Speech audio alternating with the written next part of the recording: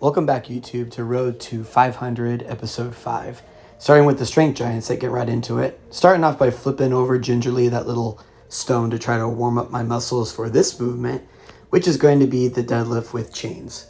So those are 45-pound chains in total. So as I move to the top of the lift, as such, it gets heavier at the top. Great training tool to use if you're trying to train on the deadlift, which is what I'm doing today. And also just a great movement to work on your explosiveness. I'm also going to be doing some weighted ab mat sit-ups with a 25-pound kettlebell. I really find this helps with my squat and my deadlift because it helps me breathe and brace. Then I immediately get up and I very slowly and gingerly, I like to use that word occasionally, run a 200-meter run and then turn around and then come back. Well, it's 100 meters there, 100 meters back. Going to be doing that with all those other movements. That's going to be the giant strength set for today. And the goal for the day is to do all those movements, but on the deadlift, go up in weight on the bar with those chains attached to it. So by the time I'm done, I should hit a 1 rep max with the chains.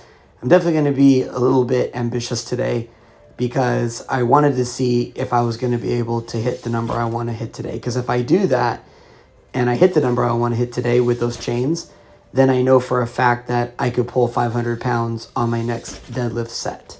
And if you've been watching this series from the beginning, you'll know that I actually started off small, where the weight for my top set was too easy, and that was as planned, because I wanted to make sure that I'm giving my body time to acclimate to the weight and not burn myself out so that I miss 500 pounds.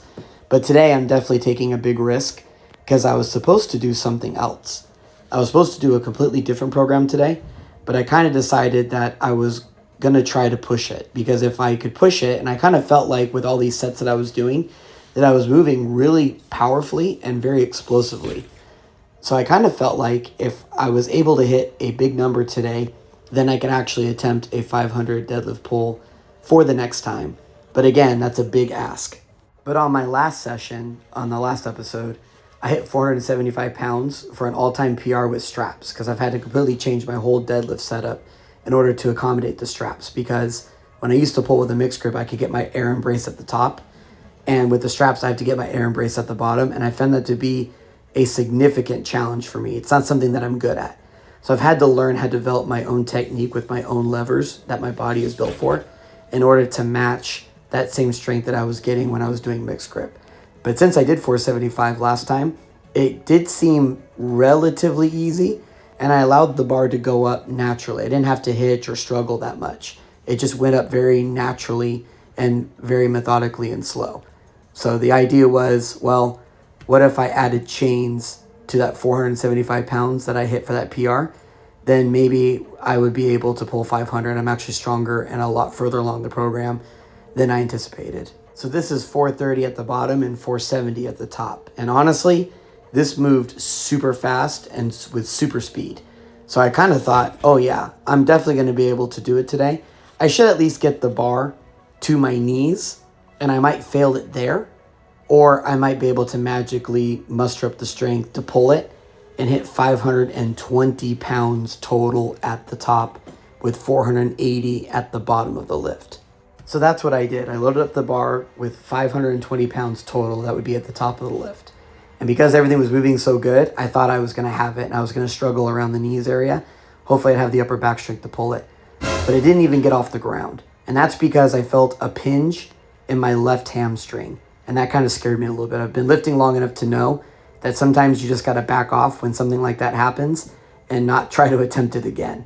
And just kind of live to lift the next day, the next time you hit the gym. So that's what I decided to do. So I ended up stripping off that entire bar and playing it safe. So I'm doing another one of these variation movements that help the deadlift.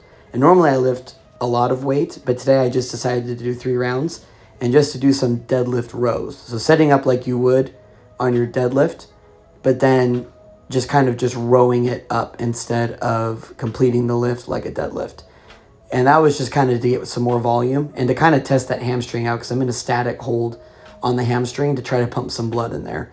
So I kind of just went a little bit lighter today and did more of a bodybuilding session. But I did keep the variation giants that I was doing that with the same movement with the stone and with the ab mat sit-ups. And then I continued to do that 200-meter run, because by the time I was done with the giant and variation giant sets, I did 1 mile total of accumulative running. So that ended up being pretty good. Then I skipped the assistance giant set, went straight to the accessory, and just kind of did more of a bodybuilding thing because I didn't really want to mess with my hamstring anymore. That's going to take some time. So I was doing 3 rounds of the straight band pull downs. Really good for your lats. Helps with the deadlift and the bench press to get out of the rack. Some ab mat sit-ups, which I did it without the weight this time. So now I'm just doing a whole lot of volume of ab mat sit-ups, trying to make sure that I'm hitting it. And then some hitchhikers with a heavier band. And that was the total workout for the day. So I really appreciate everybody stopping by and working out with me. Hopefully that hamstring turns out to be okay, and I'm able to resume my training very soon for the deadlift for my ultimate goal. Don't forget to like and subscribe, and I'll see you next time. Thanks.